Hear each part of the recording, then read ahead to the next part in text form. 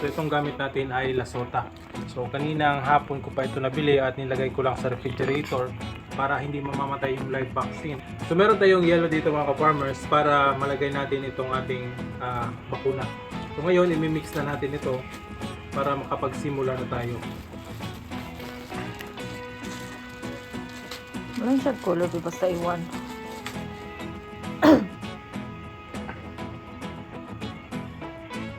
So ito, para sa Newcastle disease, clone lang ito. At yung parang plain lang. So hindi ito yung Lasota na merong plus IB. So yan, Hepa BR. Hindi ko alam po ganyan pa pag-pronounce. So para sa live Newcastle disease ito mga ka-farmers. So ngayon imimix natin, lalagyan natin ito ng konting tubig. Ito yung tubig niya. Tapos ibabalik natin dito para ito na yung gagamitin natin. Alright?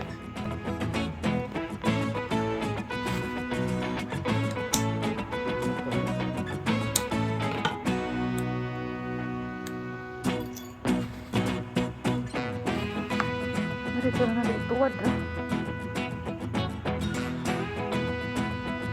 Pag-mix na. Kanang ukla ng yung baas.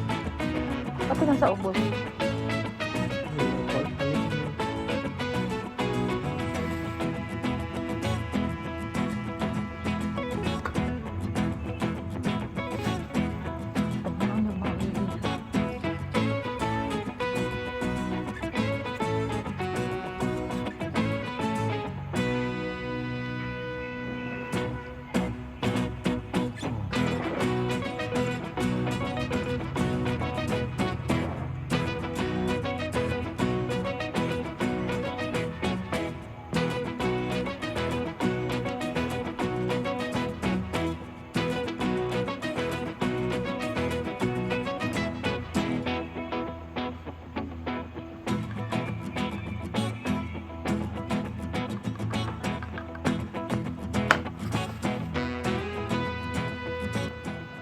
So ito na mga ka-farmers yung gagamitin natin. Alright. Let's go. Ito na yung mga sisiyo natin mga ka-farmers. Kagabi ay nagbakuna tayo at hindi na natin na video dahil nagmamadali tayo. Dahil sa sobrang dami ng ating mga sisiyo at meron pang mga malalaking manok, kaya hindi na natin na video. At ngayong umaga na ito na sila matapos nating bakunahan. At mamaya ay magpapainom tayo ng mga vitamins sa kanila na ilalagay natin sa tubig para iwas stress yung mga sisiyo natin dahil nanggaling nga sila sa pagbabakuna. So ito yung vitamins na ibibigay natin sa kanila sa inuming tubig lang. Ito yung Vitamin Pro ng water soluble. So ilalagay natin sa tubig at yan ang ipapainom natin sa mga sisiyo natin dahil na-stress sila kagabi sa pagbabakuna natin. So ito mga ka-farmers, natapos na bigyan ng patuka sila at binigyan na rin natin sila ng tubig inumin na may halong Vitamin Pro. So yun yung vitamins nila. So mapapansin nyo mga ka-farmers, kahit na nagbabakuna tayo ay maliliksi pa rin yung ating mga alagang sisiyo. Dahil yan sa binibigay natin na supplement sa kanila para hindi sila mananamlay. Dahil kapag nagbabakuna tayo mga ka-farmers ng mga sisiyo, isa sa mga dahilan talaga kung bakit nananamlay yung mga manok natin ay dahil na stress sila sa pagbabakuna. So yan, kailangan nating mag-supply ng vitamin sa kanila para bumalik yung kanilang sigla at ganang uminom ng tubig at kumain. So ito sila, natapos na tayong magbakuna na meron tayong sisiyo na 400 plus. Lahat yun ay nabakunahan natin at yung mga breeders natin at yung ibang mga manok dito ay nabakunahan na rin. So once a year ako nagbabakuna mga ka-farmers, lahat ng mga manok ko binabakunahan ko. Yan ay para iwas ng yung sakit na aratay, dungoy o aratay yung tawag sa iba. So dito sa amin ay yung dungoy ang tawag dito sa Kabisayaan. So yan ay para maprotektahan yung mga sisiyo natin dahil sa panahon ngayon mga ka-farmers, lalo na sa kapag sobrang init, doon talaga susulpot yung mga sakit katulad ng atay o dungoy. Kaya para ma-prevent natin yon ay nagbabakuna na tayo sa kanila. So 2 buwan o 1 buwan bago yung tag-init talaga ay dapat nakapagbakuna tayo. Mas mabuti na rin mga ka-farmers kung magbabakuna tayo sa manok kesa magagamot tayo kapag tinamaan na sila ng sakit. Mas malaki yung gagastusin natin kapag naggagamot na tayo sa kanila kumpara kung bibili lang tayo ng bakuna na nasa 300 plus lang yung ginamit ko na bakuna, ay malaki ang tsansa na maiwasan na natin yung mga sakit na katulad ng dungoy o aratay. So ito mga ka-farmers, kahit mga sisiw na ay binabakunahan ko na rin kapag nag-iedad na ito ng 1 week old. Sinasabay ko na lahat ng mga manok ko simula ng 1 week old na sisiw hanggang yung mga matatanda nating manok ay pwede na nating bakunahan kapag hindi pa tayo nakapagbakuna.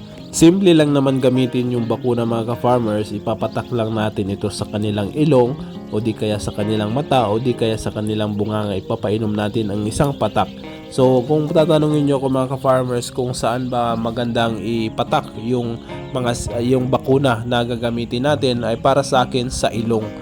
Dahil minsan na naka-experience na ako mga ka-farmers na pinapatak ko sa kanilang mata, kinabukasan yung mga sisi ko ay nagkakasipon na sila. So yun ang isa sa mga experience ko na hindi ko na uulitin, kaya sa ilong na ako nagpapatak o di kaya sa bunganga. Kapag merong sipon yung manok ay sa bunganga ko pinapatak yung bakuna. So sa akin gumagana naman ito. Sa inyo hindi ko lang alam kung based sa inyong experience, mag-comment lang kayo kung ano yung mas maganda sa inyo na paraan sa pagbabakuna kung saan ipatak yung bakuna. At kung ako naman yung tatanungin nyo mga ka-farmers kung kailangan ba talaga tayong magbakuna ng mga manok natin o di kaya mga sisiw. Yes mga ka-farmers, para sa akin kailangan talaga dahil 3 years akong nag-experience na naglilibing ako every year ng mga manok dahil hindi ko nabakunahan noon yung mga manok ko. Kaya naglilibing ako ng mga 50 heads every year noong hindi pa ako nakapagbakuna. Pero nung nag-start na akong magbakuna ay hindi ko na naranasan na maglibing ng maraming manok o sisiw dahil sa sakit na yon. So dito sa akin ngayon ay hindi na, kapag dadating yung panahon na tag-init, hindi na masyadong namamatay yung mga sisiw ko dahil nakapagbakuna na ako. So konting tiyaga lang mga ka-farmers sa pagbabakuna. At kung tatanungin nyo rin ako kung anong magandang oras sa pagbabakuna, ay pwede nating gawin ito sa hapon o sa gabi. Mas mabuti kung sa gabi mga ka-farmers, like 6 PM o yung mga 7 PM, dahil natutulog na o nakadapo na yung mga manok natin para iwas stress na din at mas mabilis tayong makapagbakuna kung dumadapo na yung mga manok natin dahil hindi tayo mahihirapan sa paghuli sa kanila. So yun ang isa sa mga teknik dyan, at isa ring rason kung bakit ginagawa natin sa gabi ay para malamig yung panahon, dahil kung sa umaga natin gawin o sa tanghali, tirik yung araw o mainit yung panahon, baka hindi magiging epektibo yung pagbabakuna natin at mas lalong ma-stress yung mga manok natin dahil sa init ng panahon. Kaya ang pinakamabisang pagbabakuna talaga o epektibo ay tuwing gabi. So yun ang isa sa mga mabibigay kong advice sa inyo mga ka-farmers. Sa mga magtatanong naman kung ano ba yung vaccination program natin, bale yung programa ko lang dito ay makapagbakuna lang ako ng 1 beses sa 1 taon, ay ayos na yon. Pero kapag meron akong na-hatch na mga panibagong sisiw na natapos na ako magbakuna sa mga breeders o sa mga lahat ng manok ko at merong bagong napisa, ay pwede ko itong bakunahan ulit. Pero hindi na ako magbabakuna doon sa mga manok na nabakunahan ko na noon.